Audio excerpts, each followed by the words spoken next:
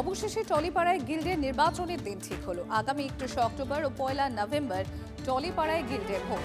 ফেডারেশনের নতুন সভাপতি বাছাই হবে এই ভোটে।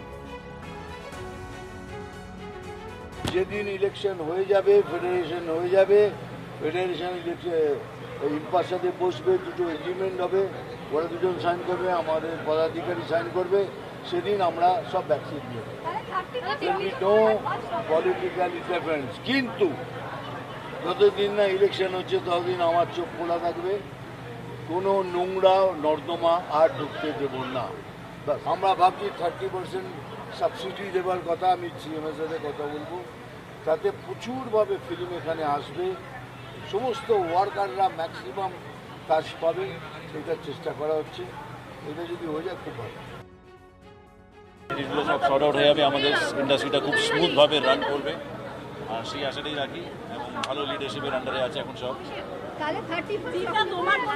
31 অক্টোবর অ্যান্ড 1 নভেম্বর হচ্ছে ইলেকশন। এবং আগামী দিনে আমরা যেটা দেখি যে গিল্ডের এবং বিভিন্ন জায়গাতে সমস্যাগুলো, তাহলে বলছেন যে এর মাঝখানে কোনো সমস্যা এগুলো সব অ্যাড্রেস করা হচ্ছে, আস্তে আস্তে ক্লিন আপ করা হবে, যাতে স্মুথ রানিং হয়, ইন্ডাস্ট্রিতে যাতে সুস্থভাবে রান করে। দুর্যোগ কাটার আনন্দে বিহ্বল হয়ে রয়েছেন আমাদের টলিউডের টেকনিশিয়ান ভাইরা।